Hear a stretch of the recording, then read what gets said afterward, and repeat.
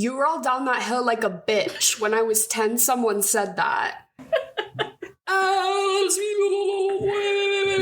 The ADR on that went crazy.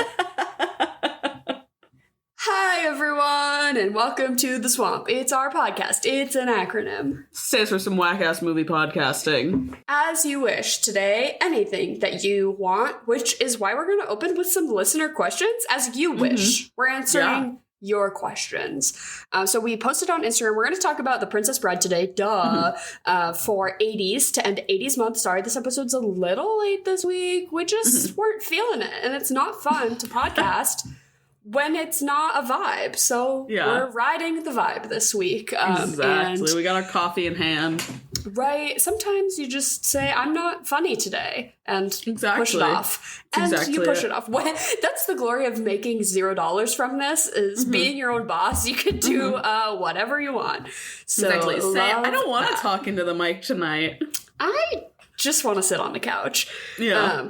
But so we put on, to kill some time, we put up on our Instagram for people to send us some questions. We got some lovely ones, so we figured we'd kick off the conversation this week with just some good old-fashioned listener questions. We have both some Princess Bride-related ones, but most of them are just like fucking whatever.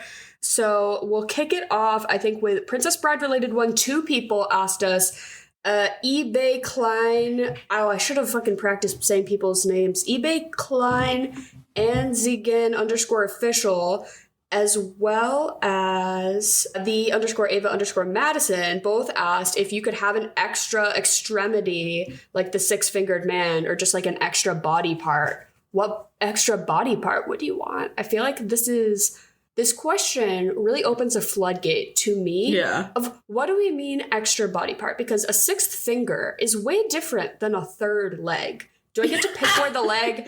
Can I pick? Okay, because I want the leg to be coming out of the base of my spine like a tail. And I want the 3rd leg to be facing. I want the foot to face behind me so that I can lean back on it. I can like get it really strong and do a deep squat and then lean back so I can kind of just be sitting all the time. Even when I'm standing. Can I get a buff 3rd leg? Like that would be nice. You're going to need a custom toilet made. Oh shit. I mean, I guess I'll just shit in the yard like a dog. I kind of just want a tail. That would be nice. But also, like, what about just like an extra eyelash? That means nothing. An extra that's not an a body part. I'd call that a body accessory. Or like a tooth, an extra tooth. They're like, oh damn, she's got an extra teeth. I actually was counting my teeth the other day. I don't have a lot. The average adult. You're low on teeth. I'm low. An average adult, I think, is supposed to have 30 teeth. That's so many. That's a good amount. I never had any pulled, so I think I got them all. If you count, when you open your mouth, you have a lot of teeth. I got a big ass mouth too. I have a little mouth. We both, I think, are on the opposite ends of the mouth size, like the mouth diameter spectrum. Were you someone that needed to have? Oh God, what is it called? One of those, a palate expander when you were young? No. Those shits are horrific. I had friends who had to crank the key. My sister. Scary. Yeah, I had a lot of dental work done, but never that. But I have 12 on top, 12 on bottom. I have 24 teeth. Shit, that just doesn't seem like a lot. You're missing 6? That doesn't seem like a lot. Yeah, I have a lot of honestly. adult teeth. Yeah, they pulled a bunch of adult teeth to make room. So I guess and I have no wisdom teeth either. So maybe I'll take an extra tooth. Well, no, because they would just pull it again, I guess. I knew someone that had an extra tooth come in adulthood, like recently. Like above another tooth or just in the back? It's on the bottom and it's like sits behind one of their teeth, basically. Could I pick a second row of teeth like a shark? Can I double my teeth? That'd be a good one. I feel like that'd be good. I think that would be efficient for you, honestly. And then whoever is hunting me, they're like, yeah, the bitch with the teeth. The bitch with the shark teeth. That's how I'm going to know her when I see her. She's 2 rows of teeth. It's not like you have them filed to points like a shark. Well, the second row I would have filed for sure. Okay. Get some sort of, like a sick grill. Like get them all like blinged out. That would be nice. Oh my God, that'd be tight. You know that video Riff Raff where he's like, I'm gonna act like I blew up and don't know nobody. Ha ha ha ha. And he's like chomping his grills. Yeah, that's what I want. Yeah. I think I'm gonna have to go like just third eye on this one in the back of my head. Ooh, back of your head. You don't want it on the forehead? You could totally start a cult and be like, I'm a religious deity. I have a third eye. Yeah. No, I think I want it on the back of my head. And then, I can kind of pick and choose. Would you shave a square around it, or would you just wear a ponytail all the time? I think I'd shave a square, because I got layers back there anyways. Ooh. So if I want to cover it up, I can. But if I want to, let her hang out, I can put it up I think I'd put the eye on my hand, and that way you could just... Oh, that'd be good. That's move smart. your hand, right? So that way you can move really it wherever. Smart. Get 360 vision. But then you'd have to really be taking care of your hand all the time. Oh my god, imagine the eye infections you would get. Oh, pink eye always on the hand. No, that's bad. I think I might keep it on the back of my head. Maybe on like the base of my neck or something like that. That makes it like a little easier. Really get into claw clips. Yeah, you'd have to. Exactly. Abby Zur says, did the quicksand in this movie scare you as a kid? Well, yes. I think everyone had an irrational fear of quicksand as a kid. And this movie definitely played its part in the normalization of thinking that quicksand was something I was going to encounter frequently. Mm-hmm. Did you watch this as a kid? No. Ever? Really? Nope. I didn't watch this until like 2 years ago for the first time. Oh, wow. So I can't speak to that exactly. Yeah, but I think the quickness of it, it takes all like the fear away, because you just dive right down. And then you just die. You just get crushed and you die. I think the scary thing about quicksand is how long you have to panic while you're in it. Mm-hmm. Which, in this movie, she just gets sucked right in. It's not like a to the waist... long drawn out. No, it's just a one and done. Exactly. This actually seems like one of the better. Time. Yeah, this is one of the better quicksands. One of the more efficient quicksands. Yeah, if you had to be, Okay, we got 3 questions from your lovely twin sister, Alyssa. For those who don't know, Emily's a twin. Emily is a twin. Fraternal. I think identical adult twins, a little scary. I feel like you have to develop like really different aesthetics to really pull that off. Because adult twins who like wear like similar or matching outfits, I'm like, come on. Yeah, I think at that point you just have to be an internet celebrity. Mm-hmm. If you look it's just there's no point. But it's almost like you're begging for it. But anyways, you guys are like normal adult twins. I'll say that. I'll put that on the record. Normal adult twins. Yeah, we Emily look like Alyssa. Siblings. We don't look like twins. Mm-hmm. Alyssa says, best pasta shape. That's a crazy question. Because great question. Depends on the sauce, The pasta is the vehicle for the sauce. I think I want a different pasta for a ziti versus for like for like red sauce versus pesto versus... can we involve ravioli here? Is that a pasta shape? So. Or is that an entirely different... classic when I'm at the store, I usually just rock a penne. I think it's easy. I like the penne with the ridges, whatever that's called, or like a rigatoni. Just hold sauce the best, not too complicated. I'll also often go for, if I'm baking a ziti, what's it called? Like capivitelli or whatever. It's just like capitelli, right? Capitelli. Like it's just sort of spirally. Holds a lot of cheese. Yeah. If we're getting cheese involved, I like a spiral. A rotini, even. Yes, I can get behind that. Hold on. I'm trying to find the right one exactly. Because it's this one that is... It's still a tube like penne or rigatoni or something like that, but it's smaller. She's real little. Hold on. Ditalini? That one's tiny, though. Those are teeny tiny. Like, that's best for, like, soup. Yeah, I think I like those guys. Interesting. Like SpaghettiOs? No, they're a little bigger than that. I don't know. But yeah, they're like, if you cut penne into, like, thirds, basically. Sure. Okay. I can see that. I just really like those guys. Alyssa also says your favorite movie that you know is bad, but you don't give a fuck. I think a lot of things. Stick It. I think Stick It. No, I'm like, no, Stick It's good.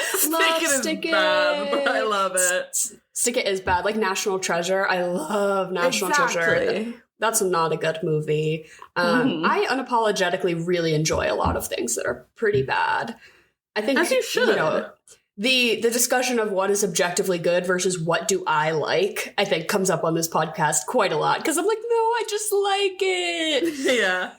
It's just nice. It doesn't have to be. That's why I'm glad I never really took too many like film classes or like that I'm not like don't have a degree in film or anything. Because I feel like being able to objectively identify good and bad in films would suck a lot of the fun out of like enjoying bad things for me, you know? I'm like, why are they using a Dutch angle shot in this, fucking, gymnastics movie? Like, I don't care. I don't want to think about it. I just want to look at, what's her name? Why was I just about to say Missy Pyle? That's not her name. It's not her name at all. No, I can't remember at the moment. Alyssa also says, who's an actor, actress you hate for like no reason? Well, I think I always have a reason. Yeah, that's the tough thing. I have plenty of reasons to hate a lot of actors. I don't know. Joey King. Yeah, maybe. Joey King. I just showed Henry her fan cam. Not fan cam. What's it called? Shut up. The like slow-mo 360. What do they call those? Glambot. Glambot. Yes, her glambot of her spinning around and smiling with no teeth and the thumbs up. That's what I put on when I'm really sad is like Glambot fail compilation. The Sigourney Weaver one never fails to lighten my mood. So funny. Failed Glambots. Yeah, that's a good one to keep on your radar. I think probably Scarlett Johansson. Yeah. Well, and there's plenty of reasons to. I guess so. But yeah, I have plenty of reasons to hate actors. I feel like there's no one that really pisses me off. Leonardo DiCaprio, but like reasons there. Brad Pitt, reasons there. What were you about to say? I was gonna say Rami Malek, but he hasn't offended me that bad. No, he's just in a bad movie. That's another thing. I think I can recognize when I just don't like a movie or a performance, then like separate the actor from that because I think Joaquin Phoenix. Yeah, he's just like has been an asshole though. Exactly. Have you heard about that movie that he basically shut down 2 weeks or like a couple of days before production? At the last fucking minute. Like, oh my God. How loud can you say entitled? My ass will be sat for that new Joker movie, though. It's going to be so bad. It's going to be so bad. And I'm going to go and see it. And it's going to be hilarious. It's going to be... Oh, my God. Absolutely. Miss Lady Gaga. Lady Gaga.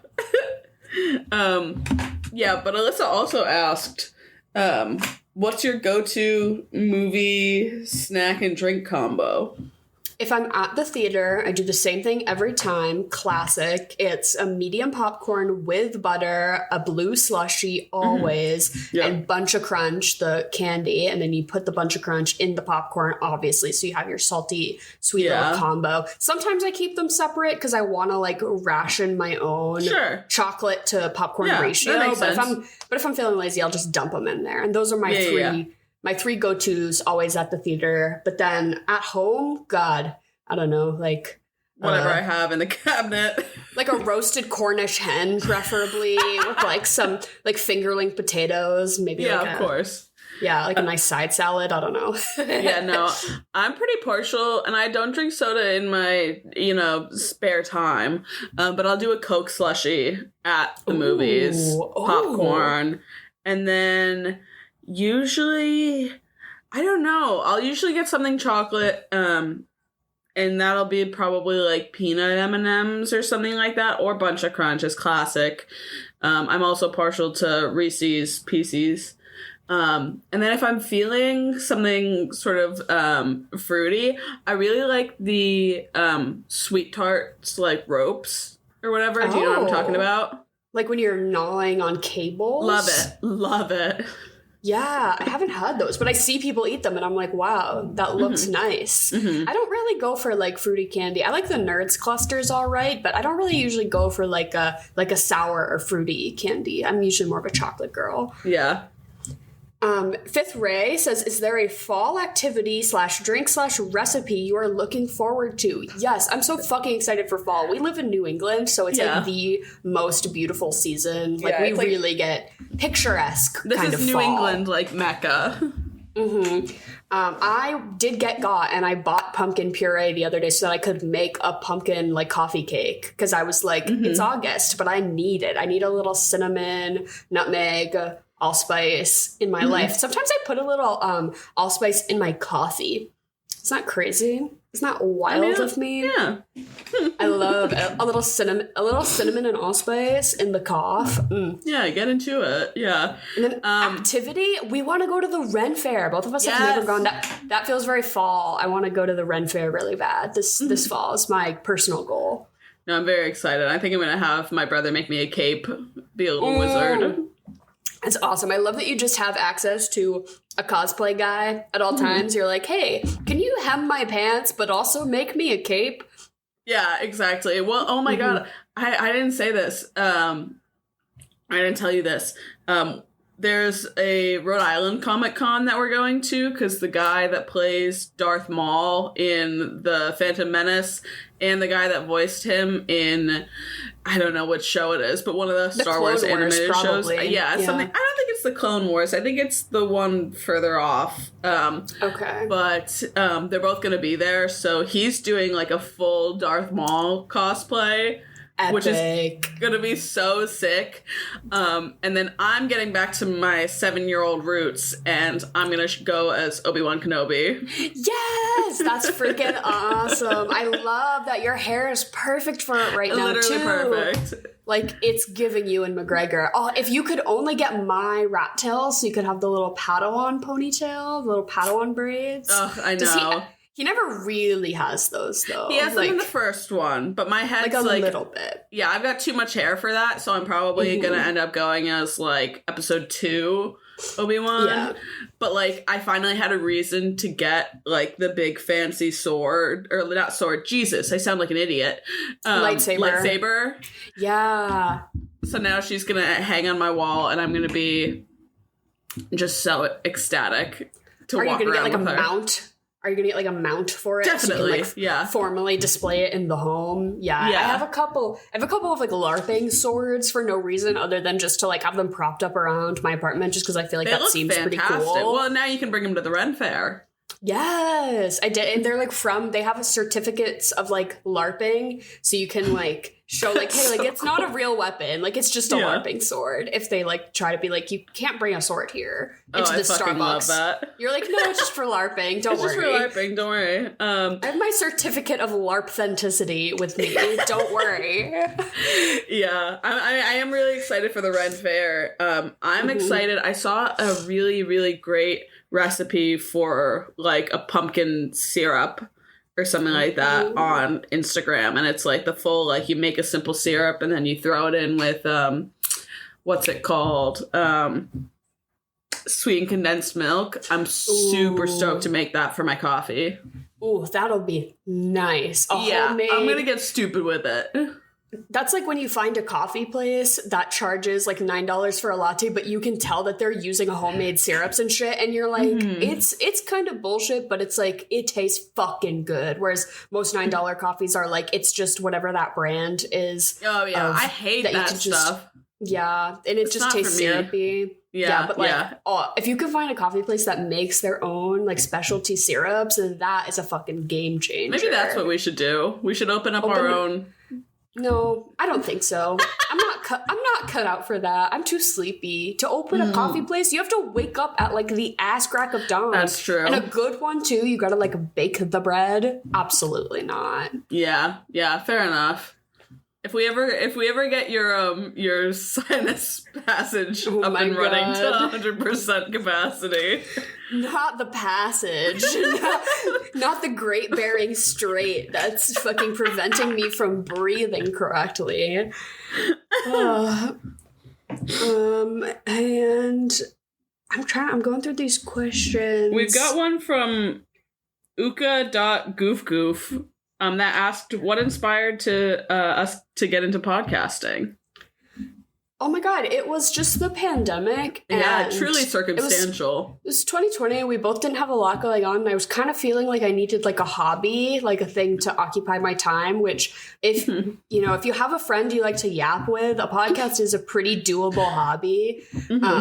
You just kind of got to get the setup going, but it's pretty easy, and it's like feels productive because you're putting something out into the world. But I think you and I would just yap while we had movies on, and we were like, we should just record this. Yeah, I mean, we would just have like a glass of wine and watch movies on like Netflix Party or some shit like that. And that was it.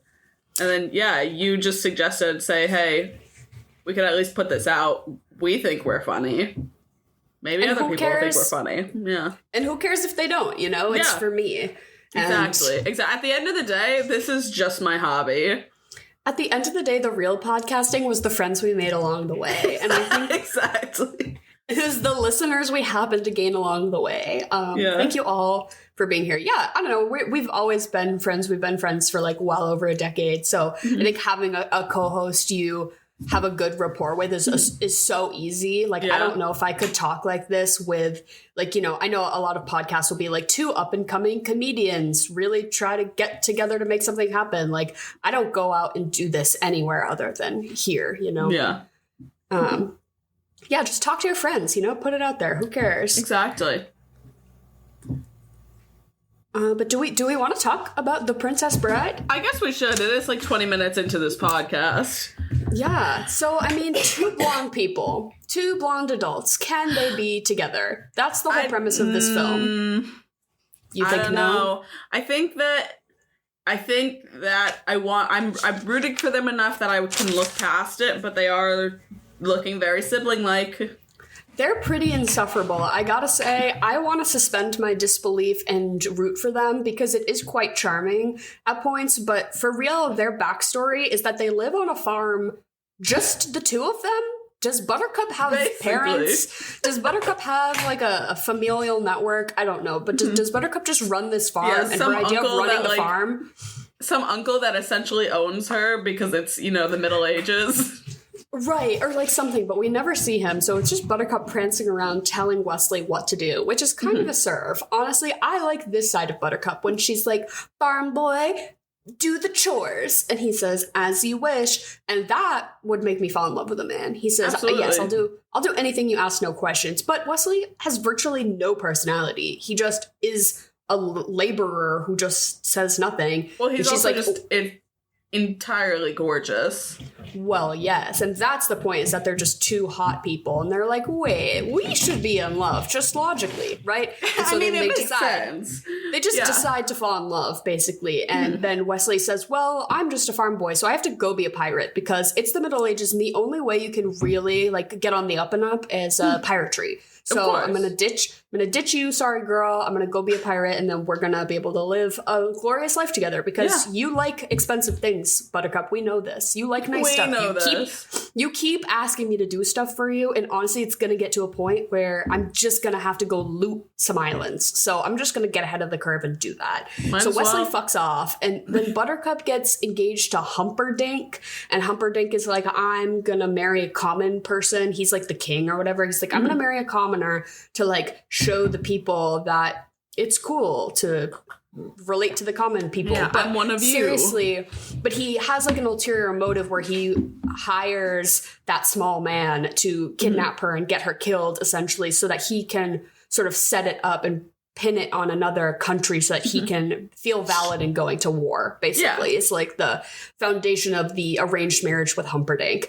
And Wesley's fucking off being a pirate, so he doesn't know. She thinks he's fully dead, so she's like, I guess I'll marry Humperdinck. Yeah, what else is there to do? And Wesley comes back and tries to rescue her, but like pretends he like keeps up the charade of being the Dread Pirate Roberts for a while, where he like really sasses her and like because he's mad that she got engaged, but it's a literal arranged marriage. And also you were gone, bro. You were fully gone for a long time, and she thought you were dead, actually. So I don't know why he's getting all pissy and why he's keeping up this little charade. Just man behavior. Right, and then eventually he falls down the hill and says, "Oh, wish," and she realizes it's Wesley. He takes off the mask, and then they get to be two blonde people in love once again. Exactly. Is this the love story of the ages? No. No. I think for me, the thing that really captures me about this movie is it's so pinnacle, ideal, like 80s practical effects. Just really... It's not crunchy, like, sets or anything like that, but it's just, like, it's the exact shit that you would see people on TikTok make, like, AI versions of, like, Star Wars if it was set in, like, you know, which, mind you, they were made in the 80s, but you know what I mean? Yes. Like the 80s, like, aesthetic. Yeah, it reminds me a lot of this conversation I've been seeing have online a lot, that a lot of animators don't put enough weight to things. So when everything is CGI, like in a Marvel movie, everything feels sort of vaguely unreal and uncanny because the animators are just making it look real, but not as if it has the weight and presence of a real object. And I think that's why watching movies with practical sets, and I just saw Alien Romulus, and I think you can just really tell when things are done practically because there's a weight to it and you feel it. And the impact as a viewer, you feel that in your gut way more than like animator. I think there's good animation that does have weight to it, but I think quick, cheap animation that a lot of studios are pumping out right now doesn't have that same realness, right? If that's what you're going for, if you're animated, if you're filming actors in a green screen room and you just CG in a city behind them, those buildings need to have weight to them. You know what I mean? But just, it feels real, right? Like I immediately think of the, what do they call it? The pit of despair, the like torture chamber. Yeah. Right. Oh, it's good. Wesley's all hooked up and it is very like almost like the Muppets, right? Things look like they're kind of made of, set dressing, because they are though. And you can feel the weight of the room and the space, and it looks like they're in a real castle dungeon, which is fucking cool. I like that. I think we need to bring back more practical sets and stuff to film, because I just think it's fun. It also makes me, in a setting like this and in like a story as like goofy like this, where it is sort of designed to make you feel like a kid again, because it is set around like this grandfather telling this. Yeah, I love that too. Yeah, story to his grandson. But yeah, I think it's just so reminiscent and nostalgic, and it does like sort of bring back like that movie magic. Right? And I love like the metafiction of like the story within the story of the grandpa telling, I always love to set that up. That's very like Wes Anderson does that a lot, right? Like, yeah, and now, somebody's going to orate a story and then we go into that story and then maybe within there are flashbacks. I just like having those levels because then you can always like take the step back and revisit the grandpa and the sick son and like be reminded of what the setting really is, which is cool. I also think this movie being kind of a satire a little bit is another thing that kind of gets very lost today, because it's like silly and goofy and almost making fun of something. Whereas I feel like we don't get a lot of like genre satires today. Like I think the last one I really think of is Bottoms as like a satire of the teen comedy, right? That was so refreshing. I would love more movies like that. But yeah, let's stop making remakes of things. Let's get on our satire bullshit. I don't need a Mufasa movie. Why? Why is that being made? That pissed me off so bad at the theaters. The trailers at the theaters right now are pissing me off bad right now. It's like that. Moana 2. Moana is a standout film. And so I'm not shocked. I'm not shocked that they're making a second one in the slightest. But like, I'm just ready to watch them take a shit on it. I'm obsessed. The original director of The Crow, the Crow remake, he made a comment, and he's like, they were like, oh, what do you think of the new film? And he goes, oh, it just seemed to me like it was a remake cash grab, but it doesn't seem like there's much cash to grab. And I was like, you got their asses. That's so real. Yeah. Like, don't make cash grab films if they're gonna fucking suck, because then they will flop. Like, absolutely. If you're gonna do it, at least do it well, and at least do it like in a creative way. And I think that's one thing. I haven't seen Alien Romulus yet, but from everything I've seen like only good or positive reviews. I'll reserve my review because I think we'll probably do it over on the Patreon, talk about the new Alien Romulus movie. So I'll wait to talk about it there. But you can pay $2.86 to listen to all of our bonus content on our Patreon. We just did an episode about House of the Dragon Season 2, our first delve into TV talk. Mm-hmm. And that was like, we did a little PowerPoint. It was very cute. You can check that out.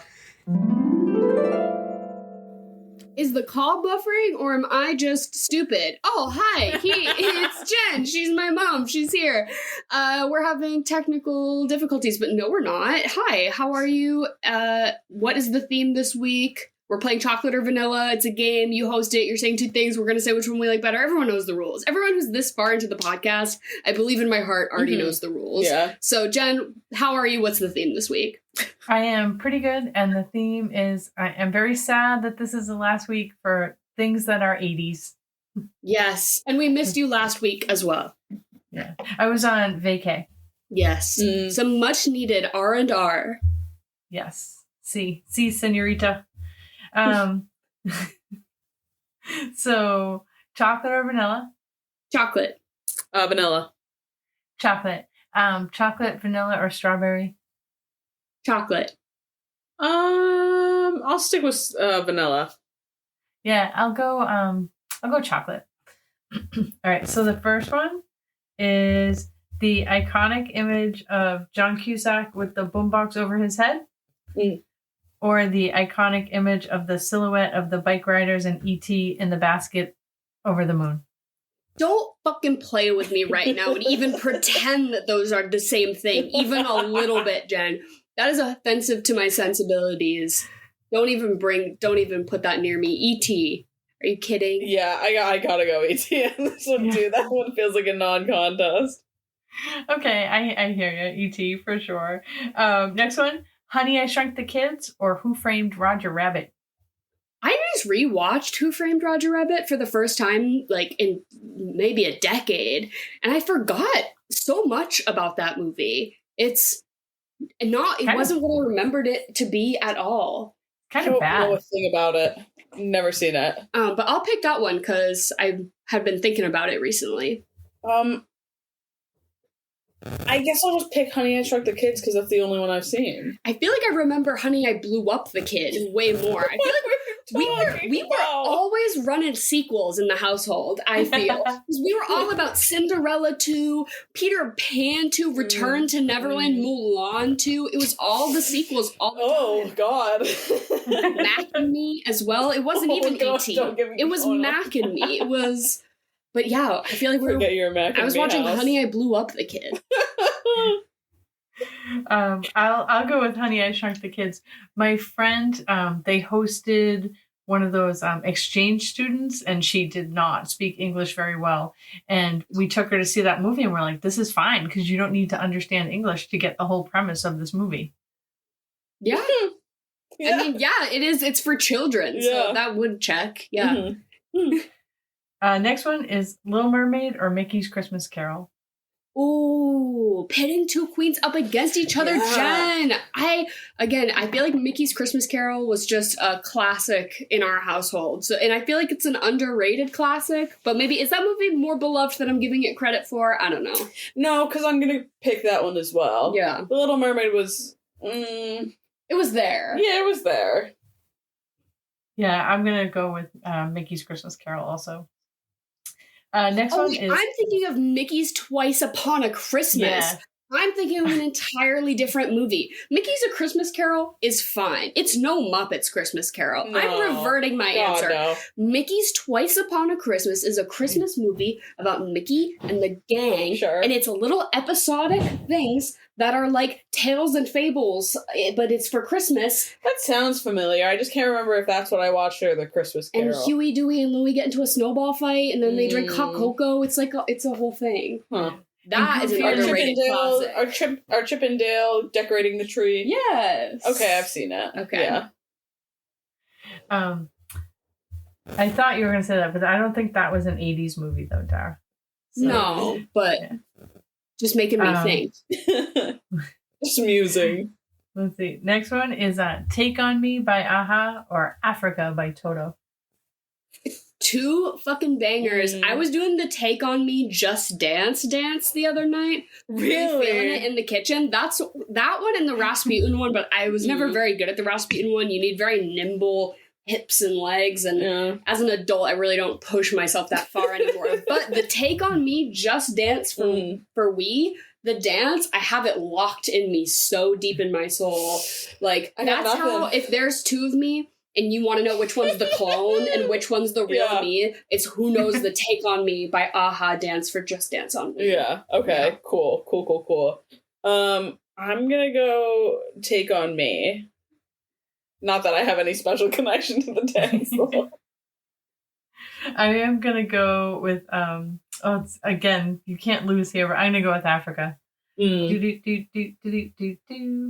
That used to be the only song I had downloaded on my Nook. The Nook was the Barnes & Noble brand version of the Kindle. I didn't know you could have that. And you could get music on it, but it was just awful and it took up so much space and it just really wasn't worth it. So I just had one song on there and it was Africa by Toto. So I just had that on loop while I read. Oh my god. Like horny fanfiction. Yeah, it's really great. Oh, you won that Nook at a raffle. At a raffle. Yeah, that's nice. That's why it was a Nook, not a Kindle. Yeah. Next one is You Gotta Fight for Your Right to Party, the Beastie Boys, or White Wedding by Billy Idol. Ooh. You gotta fight for your right. I think I'm gonna go White Wedding on this one. Ooh, you love the Beastie Boys as well. I do. Were you there when they were at Boston Calling, but it was just the two of them, obviously? Oh, yeah. No, I wasn't. I wish. It was kind of fire. Yeah, I bet. Yeah, I'm gonna go Beastie Boys for sure. Next one is Karma Chameleon by Culture Club or Radio Gaga by Queen. Oh. Radio Gaga's great, Jen, but it's no Karma Chameleon. Karma Chameleon's a fucking classic. Yeah, that's one of those songs that I'm like, oh, I just did a line. Like, that really makes you feel it. Yeah, I'll go Karma Chameleon. Yeah, I'm totally gonna go Radio Gaga. I think that's my favorite Queen song. Probably unpopular opinion. That's a good one to sing along to as well. Yeah. Next one is I'm Still Standing by Elton John or Uptown Girl by Billy Joel. Oh, I love Billy Joel. I'm such a yacht rock dad in that way. I will get down to some Billy Joel. Tough. Will have to be picking Elton John, though, I think. I'm Still Standing. That music video, so good. It is. I really like it, but I think I'm going Uptown Girl on this one. That, I'm Still Standing always makes me think, too, about how Taron Egerton got to play Elton John because of how he sang that song as the gorilla in Sing. Did you know that? It's brilliant. It's like, I love that confluence of events for him. Yeah, and I'm not a really big biopic person. But, I mean, that one I enjoy. Fuck a biopic, but at least that one I was kind of having fun with it. Yeah, exactly. And at least Elton John is still alive for you to ask him his opinion. Exactly. About I thought it was fabulous. Yeah, right? Yeah, me too. I'm going to go I'm Still Standing. I think he said at that point, too, like, his songs are very difficult to sing. Which, I don't know what about that makes them, but now when I hear one of his songs, I'm like, why is that so difficult to sing? But, I mean, I can't sing it.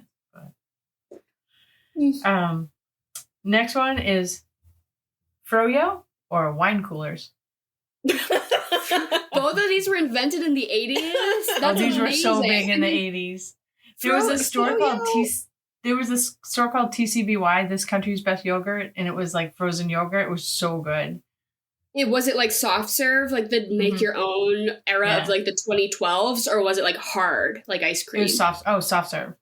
Because the frozen yogurt boom of the early to mid 2010s. I'm thrilled that I was there. What the fuck was everyone on? I loved it. I will eat it. It's still ice cream. It's fine. I don't fuck with that shit. It was too expensive. Why is it by weight? And it's also just not as good as ice cream. It's not as good as ice cream. I can't tell if it's still too expensive or the price of everything has gone up so much that it's not that bothersome.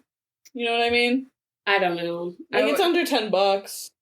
I guess I just like to put a lot of shit on it because frozen yogurt doesn't taste good. That's why you have to put the Oreos on top to make it taste good, and then it's £10. It's $14. I enjoy it. Charging by weight was a pain in the neck, and then they would give you this big container, and you would like overfill it. Yeah, yeah. It was a scam as well. But TCBY was cones though. It was like dishes or cones. It wasn't like by the weight. Nice. Yeah. That was once the economy failed. Once the stock market crashed, they had to start selling yogurt by the weight. Exactly. That's how we got back. I guess I'll pick a wine cooler though, because that's better than frozen yogurt, I guess. Oh, I don't know. I even when I was drinking, I don't know that I ever enjoyed a wine cooler. Did you ever get iced? Truly. Are Smirnoff Ices wine coolers? Yes, yeah. Those are like the wine cooler. Yeah, okay. Yeah, I think once. I could never finish it. I can't even fucking shotgun a beer. Why? Why do I want to do that? I don't. Force you to chug. That's forcing you to chug. Yeah, I think that's disgusting. Hey, everyone out there, here's a hot tip. Don't chug anything unless you want to. Don't let your friends force you to shotgun anything. Only do it by your own choice. Because I've been there when everyone's doing it. You're like, yeah, I guess I'll do that. And I'm like, I can't drink a whole beer at once. I have a small mouth. I actually have a medically small mouth. yeah. They actually made your mouth bigger. They actually surgically made it so much bigger, and they still can't fit a whole can of beer in there. It's just not happening. So I proudly sit out of the shotgun. Yeah, it's not for me. As you should, because why? Because then it just spills. When you do it and then it just spills everywhere, it's such a waste. And your stomach hurts. Yeah. You're burping up a storm. It's not good. Yeah. Why are we doing this with Modelo's? Oh my god. And you have to end the party soon. Too early. Yeah. The original wine cooler, I'm going to go wine coolers. They were Bartles and James and Seagram's Tropical Breeze. Those were the two, like, go-to wine coolers back in the 80s. Seagram's Tropical Breezes are still around.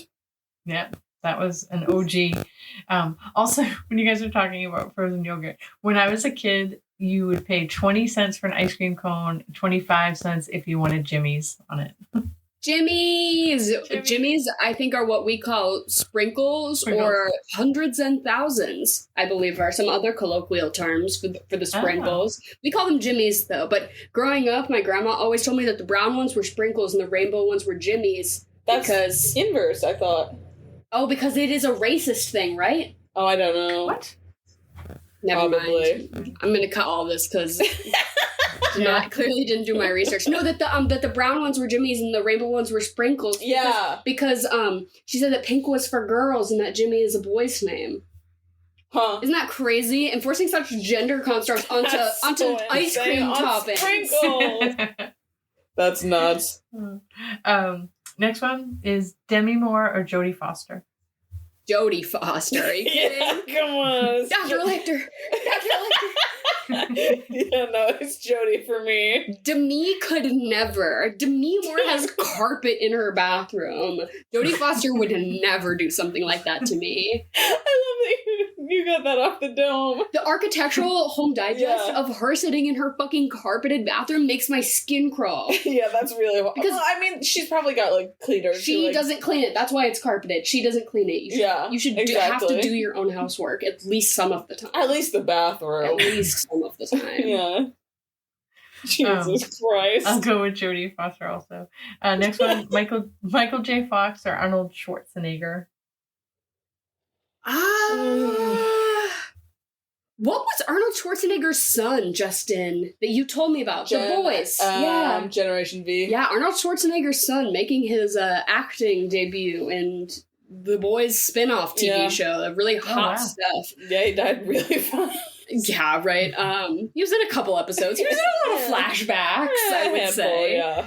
I'll pick Arnold, I guess. Michael J. Fox is fine, I suppose. I don't really have an opinion about either of these guys, really. I don't want to watch Back to the Future. I never have, and it doesn't speak to me. So I guess I don't know why. I think it's it's pretty mid. Exactly. So I guess I'm just gonna go Arnold.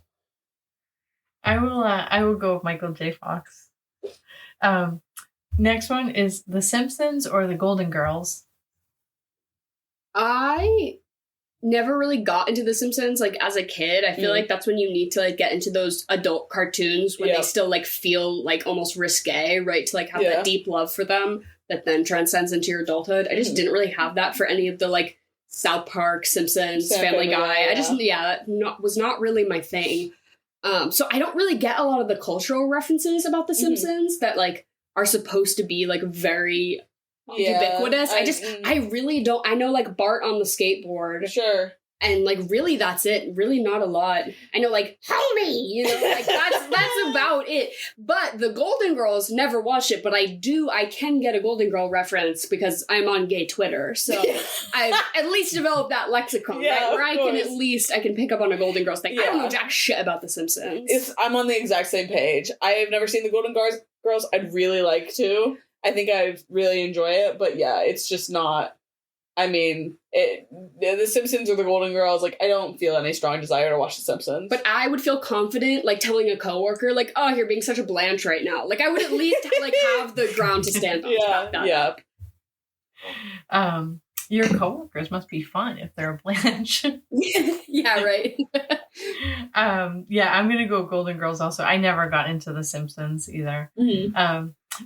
Next one is our triple. Teenage Mutant Ninja Turtles, Cabbage Patch Dolls, or American Girl Dolls. American Girl Dolls were invented in the 80s? Yes, they started, like, in the mid-80s. Wow. With the books and everything? Like, with the same original set of girls? That's a good question. I don't know. Or did the brand develop over time? Because those characters specifically feel very early 2000s to me, but that's also just when I happen to have them. So who am I to say? Yeah. But I'll go, what was the first thing you said? Teenage Mutant Ninja Turtles. I fucking love the Teenage Mutant Ninja Turtles. Henry and I just watched the movie, the, like, live action one where they were wearing full fucking puppet outfits. So good. Fucking hilarious. That's pretty brand new, right? So they're the Michael Bay ones, but then the old one, I'm talking from the 90s, like the old Teenage Mutant Ninja Turtle movie. Do you know what year that's from, Jen? I don't. I don't know, but I think it's in the 90s. Sure. But it's like scary. But the new one, Seth Rogen, so good also. Yeah, I don't doubt that. Loved it. Yeah. I never got into him. Yeah. Yeah, it just wasn't for me. I didn't like the chunky build. I think I was more Power Rangers. And I was not into Power Rangers. Yeah, I loved a Power Ranger. I remember my brother had a little Power Ranger costume at one point. I was certainly jealous. Mighty Morphin? I think so. Mighty Morph Suit. No, I don't know about that. I'm gonna go American Girl Doll though, just because that's the closest thing to me. Did you have them? Yeah. Which was the one that you got first that, like, meant a lot to you? I think her name was Kaya. Kaya was the Native American one. Yes. Yeah. For those who don't know, American Girl Dolls are this American brand of dolls that were really big when we were young in the early 2000s, and they were, like, historical figures, and they had books. They'd, like, these storybooks to, like, teach you about different parts of history. But, like, the one that I had, she was from the Revolutionary War Felicity, obviously. But, like, her parents were fucking loyalists. In the book. Like, it's... Yeah, no, I had Kaya, I had the TP, I had the little fire. All the culturally insensitive. That would not fly to... Actually, I bet they do still sell Kaya, because I bet it's educational. She's never, like... Has she been discontinued? She's never promoted, from what I've seen. But you can still get her. I don't know. I would hope so. Hard to say. But it was always so fucked up, though, because the white dolls, they'd be like, she has rich parents who own a factory so that you can learn about the Industrial Revolution. Yeah. And then they're like, Addie is a slave. She escaped slavery on the Underground Railroad. her accessories are a handkerchief knapsack and an extra pair of boots. And you were like, what the heck? Samantha comes with a 4-post canopy bed. It was so fucked up. It was not okay. Like, at least they're being real about it. They're not trying to, like, you know. My mom bought you that 4-poster mahogany bed. I don't know. Yeah, they were actually so woke for that. They were actually so woke for it. Yeah, I don't know. I dolls were never my thing though. I just remember always like my sister would always ask me to play with them when I was in there. I'm like, no, not today. It's not for me. I'm gonna go hang out by the Lincoln Log.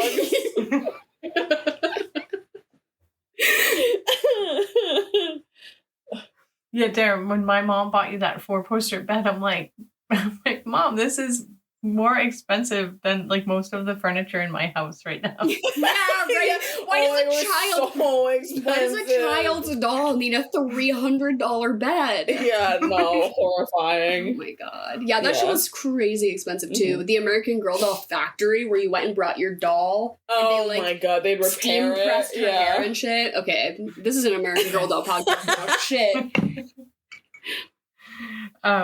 I will go, if you guys have already picked, I'll go with Teenage Mutant Ninja Turtles. Next one is these two sayings. Gag me with a spoon or take a chill pill. Okay, well, I'm gonna have to pick take a chill pill because I definitely say that and that's normal. What does gag me with a spoon mean? It's just like when you think something's stupid or ridiculous, you're like, gag me with a spoon. I don't think so. Both of these have me like a little icked out. Take a chill pill. Take a chill pill. I'll do take a chill pill, I guess. That reminds me of something like one of my best friend's moms would say. Yeah, right. Like from the 80s. Yeah. But if she said gag me with a spoon, I'd be like, you can take me home. I'm gonna go with take a chill pill, even though neither one of these things is really one of mine. Next one, last one. Hall & Oates or Duran Duran?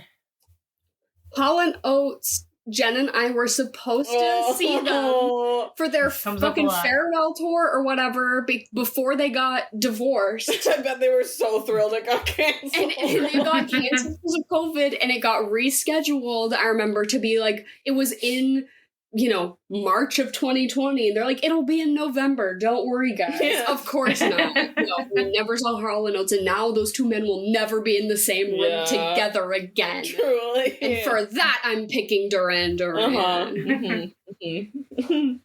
I'm gonna go Duran Duran as well. My mom was a big Duran Duran fan. Yeah, me too. Me too, Jean. So that's it for Sniff, last 80s Chocolate Vanilla. Well, Jen, lest I be reminding you that you're actually the host of this interim podcast segment, so you do get to pick the themes. If you want to make this permanently about the 80s, that's on you. We can't stop you. There's actually nothing I can do to stop you. You won't fire me? We can't fire you because we don't pay you. True. This is true. Well, thank you as always for being here, for donating your time, and making us think about the 80s and American Girl dolls. We love you, and we'll see you next week. All right, love you. Have an awesome night. Bye, Jen. Bye. Andre the Giant. Yeah, oh my god. Can we stop VFXing people into like giants? I just find a big man. Find a weird guy. Find a guy. Yeah, for real. Mm-hmm. He's amazing in this. I mean, I think this movie has a great cast.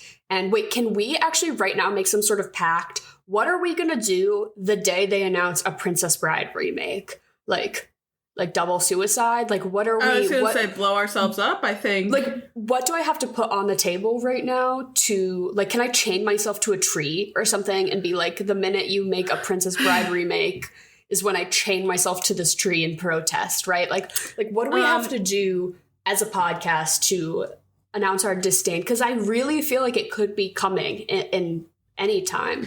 It wouldn't shock me in the slightest. I think it does feel disrespectful. That would feel disrespectful to the art of film. I think who would dare? Okay.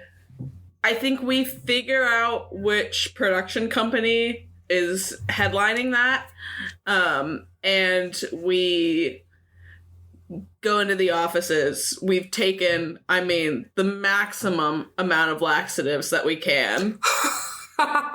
Shit everywhere. We just blow up their toilet. We blow up the corporate toilet. Not their toilet. I'm not talking the toilet.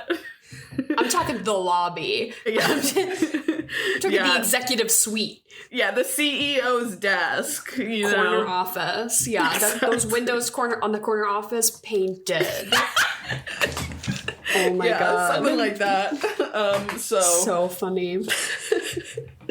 Yeah, no, who would they cast, honestly, as Wesley is my question.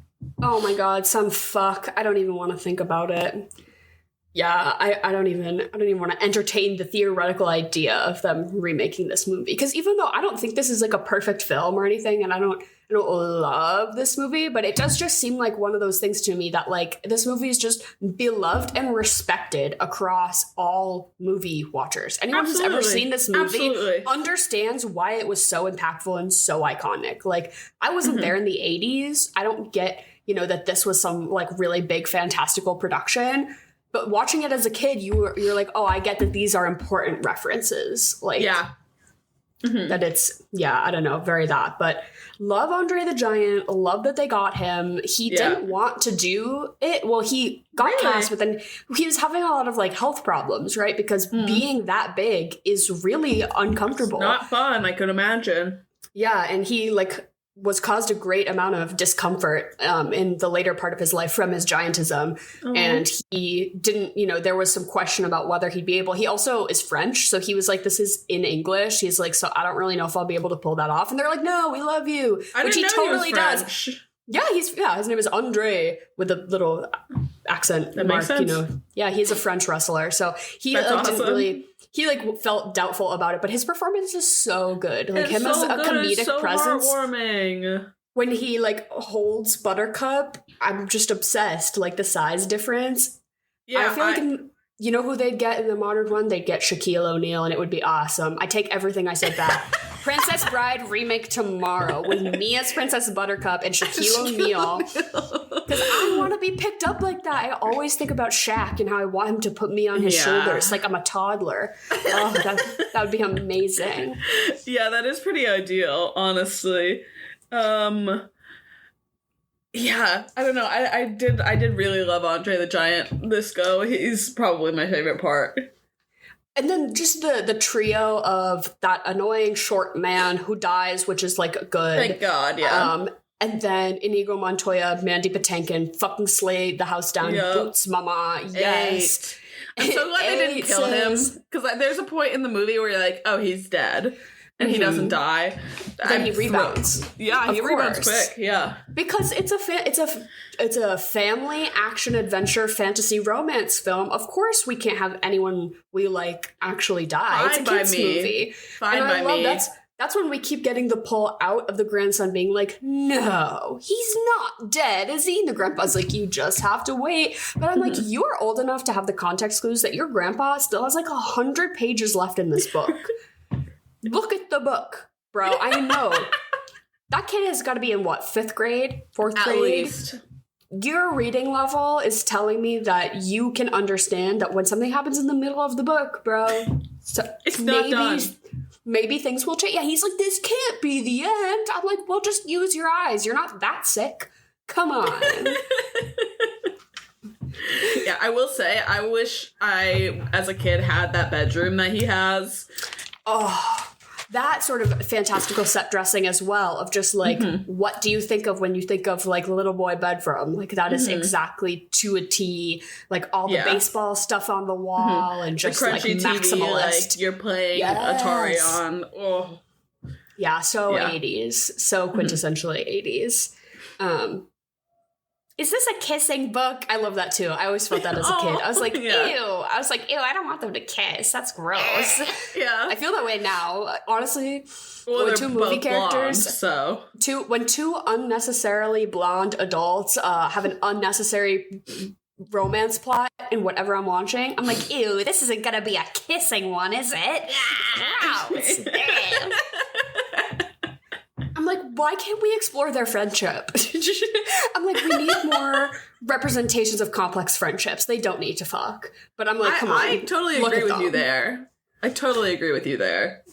Yeah, sometimes I feel like I fall victim to when they say that like Gen Z isn't horny and that like Gen Z like doesn't want sex in TV anymore, and everyone's like, you know, oh, kids don't want, but I'm like, I really do kind of relate to that. I really feel like I think there's a time and a place, certainly, that I can appreciate it, but it just, when it feels unnecessary, I'm going to call it out. I think that's more the way that headline should read. Like, Gen Z annoyed with unnecessary romantic subplots.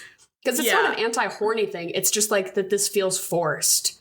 Yeah, or just like, oh my, the amount of unnecessary, the amount of unnecessary, like, I watched The Big Chill the other week, and I'm like, there's no reason for me to have to see Glenn Close's boobs right now. She's crying in the shower.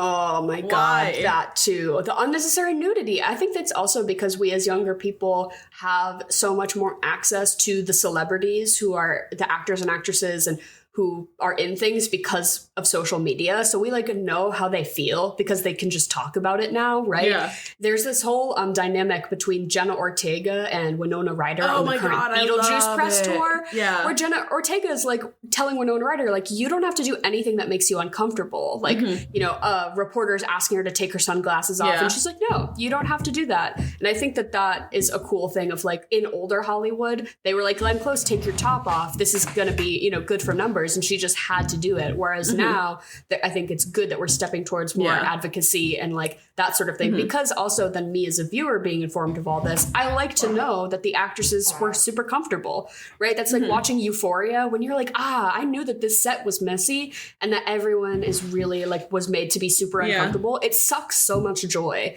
out of watching stuff when you know that it was fucked, right? That's the other thing. I think Gen Z hates when actresses get mistreated on set. That's the real headline. That's the real headline. Because here's the thing: I'm not advocating for sexless movies or anything like that. If anyone who has listened to the podcast for long enough knows me, they know I want soft cock on my screen. Right? Yeah. Show me Kid Cudi's dick in X. Exactly. I want to see it again. Exactly. Like and do it practically. No CGI. Well, I think there's just years and years and years of makeup to be done for all of these actresses who had to do nude scenes that they weren't comfortable with, just unnecessary, like, boobage, like, ass, like, I mean, full, like, nearly pornographic scenes that actresses were forced to make in, quote, you know, the spirit of like filmmaking and all that shit. What I really want is soft dick. Right. Have you seen that video? This is like a pivot of conversation, but have you seen the video of the Costco guys, of the dad of the Costco? Oh, behind the scenes? The behind the scenes of the Costco guys. I was showing that to Henry last night, and it is absurd. Like, the Costco dad could run a Stanley Kubrick movie set. Yep. The way he was making them redo those takes. I was like, absolutely not. He would make her take her shirt off for the art of filmmetting in the Costco. He's like, no, you have to put the chicken bake over your tatas. And we have to do it 1,000 times. Yeah, exactly. No slander on the Costco guys. It just gives me the ick because that's like really weird behavior. I also do not think we should ever normalize filming yourself in public or like creating public spaces into like media areas. Like, I don't want to see people filming when grocery shopping. Have you seen those videos of girls who will get pissed off because they're like taking they're doing a TikTok on like the subway platform and they're mad that people are walking in front of them? Yeah. Like, girl, I will stomp on your phone. I don't care that you're hot. I don't care that you have 1 million followers. I've always felt like we've tried to make a couple of like not day in the life, but like, you know, when we go see the Barbie movie together, like vlog almost types, and just filming myself in public makes me so uncomfortable. I don't want to inconvenience anyone around me. I don't want to occupy space and expect others to cater to me because I'm filming. Like that feels weird. And that always feels like the background of like what your intention is when you're doing that, right? Like even if you are being courteous, it's kind of like, it's a public space. You just shouldn't. Also, you know, you never want to film people who don't want to be filmed. That's also like a absolutely. Should we make a swamp in Poland vibe or vlog? Well, yeah. So Emily and I are going to go to Poland. We're going to get midsummered in Poland because we are going to be the American wedding guests at a Polish wedding, like a traditional, it's like 4 days of ceremony or something, right? Of like, we're going to have to learn some traditional Polish dances, I fear. We're going to have to eat some cured meats. It's going to be great, but I do think I will be blood sacrificed so that they can live on for eternities. And that's okay. I'm just playing my part. Yeah, no, just kidding. It's just your cousin. Your cousin's getting married in Poland. Yeah, exactly. Yeah.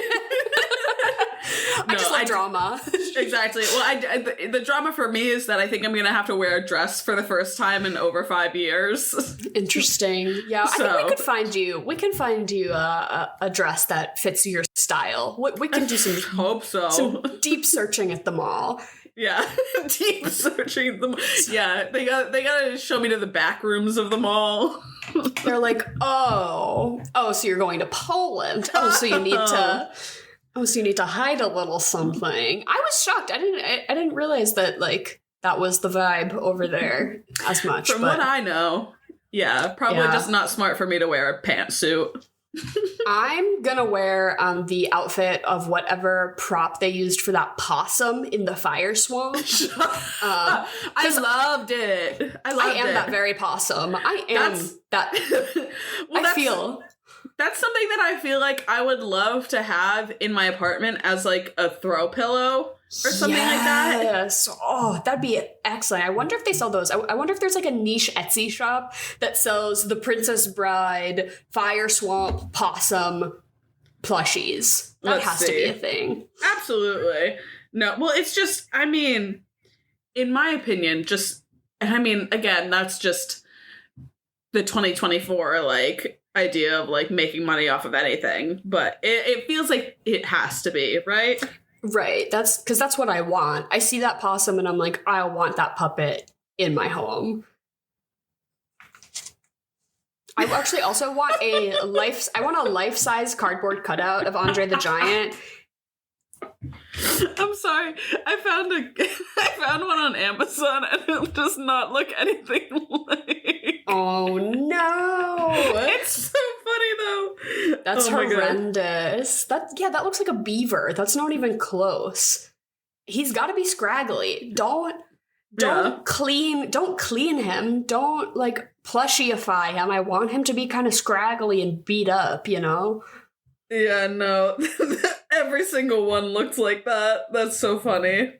But if someone could find me a 7'4" realistic life-size cardboard cutout of Andre the Giant, I actually do think that would be really great to display in my home. 7'4". God, could you imagine? 7'4", 530 pounds. Oh my God. Just an enormous man. Jesus. And he's amazing. He's so good. He's so good in this. Nothing but love for Andre the Giant in my heart. Absolutely. Also, wait, can we talk, before we get into our regularly scheduled programming, can we talk about Billy Crystal? Oh my God. Well, I think I asked you. I was like, oh, is this the same guy as, what is it? Fezzik or whatever. Yeah, Fezzik or whatever. And you said, no, Emily, that's Billy Crystal. And I should have known. That's Billy Crystal honestly. with prosthetic face makeup on. Yeah, as Miracle Max. Obsessed. I mean, he hates his wife. He's gonna revive Wesley from the dead. He's on screen for like maybe all of 6 minutes. That's how you fucking own your screen time. Billy Crystal as Miracle Max should be a case study for every aspiring actor that there are no small parts. Because you can stand out. You can be the scene stealer as Miracle Max for your one scene that you're in. Because I would say him in this movie is just as iconic as a lot of other... God, I love him so much, dude. More iconic than fucking Humperdinck. That's for sure. I'll tell you what. I do think that we need to... I think we are on the mustache train right now. I think the boys are really on the mustaches, and certainly the little mustaches. So I'm not mad about that. I actually think, though, that the little mustache could be an incredibly accessible trend as long as you put in the work to just groom and maintain it. You do not need to have, like, if you struggle to grow a thick, robust mustache, that's okay. It can be a little puby, right? Like, if your facial hair is not in good condition to do like a nice robust beard. Like I know like the huge beard was very trendy for a while. Like the thick beard and the man bun, I feel like was very like 2010s. I feel like in 2020 we're doing like little porn star mustache, but you can, as long as you're taking good care of it and you're maintaining the, like, as long as the hair on your chin doesn't look puby, you can kind of have a puby little mustache and get away with it looking really hot if you just like take care of it. And like, the little mustache, incredibly accessible facial hair trend for almost anyone to participate in. The hottest thing you could do is show up to the function, Halloween or not, dressed as Wesley from Princess Bride with a little mustache. Easy money. Yeah, absolutely. Dropping to my knees presently. Yeah, what else could be done? Even if you're not blonde, except I'm sure if you're not blonde, people just assume you're Zorro. Yeah. But that's fine as well. Yeah, just be Zorro then. Zorro's hot too. Exactly. I'm not going to be mad either way. You look hot. Little mustache, shorts with the 5-inch inseam. Get with the program, boys. Yeah, I think you show up as Paul Mescal for Halloween this year. You show up as Paul Mescal running away from his date in the park. Oh my god, that's so funny. I love that. That's old news, but no, but you should. Still. This Halloween, you should be showing up as Paul Mescal in Gladiator. If you have the builds to pull that off, if you have the cosplay resources it won't be out yet. That's the thing. It won't be out yet. Oh, because it's November. No, but that's why you got to dress up to aid in the hype. Because then the girlies who know. Yeah, you're part of the promo team.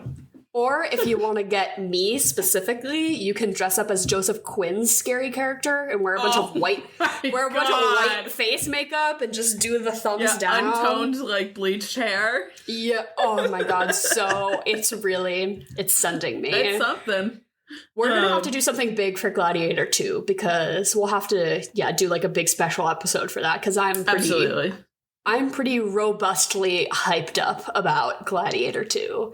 Yeah, I'm going to be gnawing on the back of the seats like that possum was gnawing on Wesley's arm. I am that very possum in the seat of the AMC gnawing on the computer. Yep. Every time Pedro Pascal shows up on screen. Yes. Jesus Christ. Oh my god, he looks so good. Oh my god.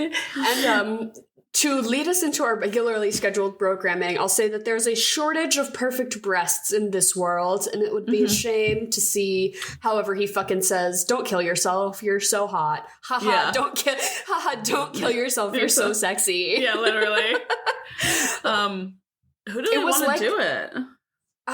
Fuck, marry, kill. Well, I think first we should do the trio of Inigo Montoya, Andre the Giant, and then the indisputably, what is his word he always says? Irrevocably. Fuck. It's like a word for unbelievable. I can't. I don't know. Inconceivable. Thank you. Yes. But you can just say that tone. You can say anything. You could be like, indisputable. That could be it. Obviously I'm killing him. Yeah, of course. No question, I'm killing him. And then I'm marrying Andre the Giant. Yeah, because you cannot physically have sex with him, I don't think. I don't think anyone can. That's another probably really, really sad part of giantism, I'm sure. It's like, that's probably awful. To have a hog that huge is like, I'm sorry, it probably was awful. Like, that's so inconvenient. That's another, why did society ever, like, hype up that, like, huge dicks are, like, aspirational and that guys should, like, think that they should have a 12-inch penis? I'm horrified. That's inconvenient and not desirable. No. No. Oh my god, this is to sidetrack. One of my coworkers was saying that her teenage daughter is obsessed with finding a short king. That she like doesn't want to date any of the boys at her school because they're not. I love that so much. And she was like, "Is that normal?" I was like, "Yeah, actually, your daughter fucking rocks." She's like, "Yeah, like my 13-year-old daughter just keeps talking about like finding a short king," and I was like, "That I'm obsessed with that. Like, I love that energy." Oh my god! Shouts out to the short kings with the little puby mustaches. Like that's where we're headed. She's the coolest girl that I don't know. That's awesome. I know. Well, this same coworker's always like, yeah, my son, she's like, my son really wants to play Fortnite. Should I let him? And I'm like, you shouldn't ask me because I think yes. I'm like, yeah, like you're worried about your 11-year-old being too good at video games. Like you're fine. Yeah. Oh my god. That's awesome. No, representation for our short kings. Except for Physique or whatever his name is. Indisputable, irrevocable, whatever. Yeah, and then obviously I'm fucking Inigo Montoya. Of course, as the Dread Pirate Roberts that he will assume the identity of once this film has hit its completion. Yes, of course. As we are to believe. I would almost marry him and go out on a pirate journey with him and be his pirate wife because I think that would be really nice. But I can't have sex with Andre the Giant or with that other guy. I just can't do it. So yeah, I have to agree with you. Yeah, exactly. And then, I mean, out of Wesley, Buttercup, and then what? Should we do Humperdinck? Humperdinck? Yeah, I can kill Humperdinck. Duh. Obviously. Buttercup doesn't do it for me, honestly. She gives me nothing. I'm like, Robin, give us nothing. There's not enough there for me, so I'm gonna... Oh no, I have to fuck her. She's so hot. Oh god. So I'll fuck her, and then I'm obviously gonna marry Wesley. I think he's got enough spirit to like really keep me on my toes. We can go on little adventures. That's the thing about their romance that I didn't really love is that like he goes and becomes a pirate and then like gets a personality and she's always boring. Like she was more interested at the beginning when she was bossing him around. Mm-hmm. Like, and then I liked that version. She's like, no, I guess I'll just kill myself. Like, honestly, KMS. Can't say I blame her. I'd be doing the same thing. For real. Like Humperdinck is like, he's not coming and she's like, the dagger's pointed at my left nipple as we speak. Like, get him, girl. Yeah, I have 9 guns pointed at me. I've hired several hitmen to have red dots on me at all times, actually. They're waiting for my signal. Watch me get blown apart, Humperdinck. Of my own, exactly. Control. I'm wearing a collar bomb right now and I put it on, Humperdinck. Oh my god, not me strapping myself into that torture device because I think it looks like it would kind of feel a little bit good. Like when they're stretching Wesley apart, I'm like, that has to feel really good for like a second. Do they stretch him?